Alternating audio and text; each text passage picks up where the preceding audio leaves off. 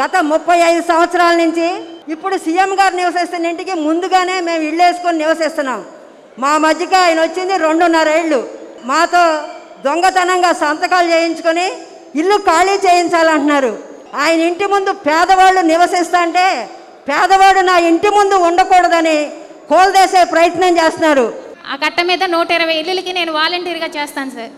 అయితే ఈ ఇల్లులు పీకేసే క్రమంలో మమ్మల్ని ఎలా వాడుకుంటున్నారంటే వాలంటీర్ని, మీరు వాళ్ళ జనాల్ని భయపెట్టైనా మీరు అక్కడి నుంచి ఖాళీ చేయించాలని చెప్తున్నారు సార్.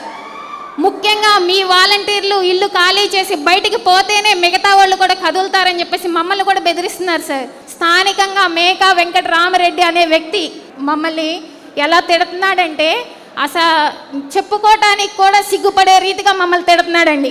స్థానికంగా ఎవరైనా నిలబడి కోర్టు ద్వారా వెళ్ళి ఏమైనా న్యాయం చేద్దామని చూస్తున్నటువంటి ఇటువంటి మహిళలను కూడా నలుగురిలో పట్టుకుని అసలు అసభ్యకరంగా సార్, అది ఈ సభాముఖంగా చెప్పాలో చెప్పకూడదో తెలియదు కానీ సార్, లంచలు లంబడీలు అని చెప్పేసి తిడుతున్నాడండి వెంకటరామరెడ్డి అనే వ్యక్తి.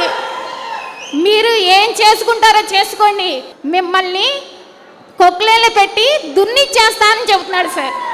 ఇక్కడ నుంచి రేపు పొద్దున ఖాళీ చేయకపోతే ఆళ్రంకేశ్వరరెడ్డి గారు కరెంట్ తీసేస్తానన్నారు సార్. ఇంకో విషయం ఏంటంటే మున్సిపాలిటీ కమిషనర్ కూడా మేము వెళ్ళి అర్జీలు పెడుతుంటే వీళ్ళకి చెప్పన్నారు సార్. వీళ్ళు ఎవరు సార్ మేము చెప్పడానికి? మా ఇళ్ళకి వీళ్ళు ఎవరు సార్? అసలుకి మేము ఎలా బతకాలి సార్? మేము 35 సంవత్సరాల పైనుంచి అక్కడ ఉంటున్న వాళ్ళకి కనీసం ప్రత్యామ్నాయ వసతులు కల్పించకుండా అడుగుతుంటే బెదిరించి పచ్చిబూతులు తిడుతూ ప్రభుత్వ ప్రతినిధులే ఆడపడుచులు ఇలా పచ్చిబూతులు తిడతా ఉంటే బయట మానభంగాలు జరగకుండా ఇంకేం జరుగుతాయి? గౌరవ ముఖ్యమంత్రి జగన్మోహన్ రెడ్డి గారి దృష్టికి నేను స్వయంగా చెప్తున్నాను, మీ చుట్టుపక్కల ఉన్న పేదల ఇళ్ళే ఇలా అన్యాయంగా కూలి చేస్తుంటే రాష్ట్ర ప్రజలకు ఏ రకంగా న్యాయం జరుగుతుంది?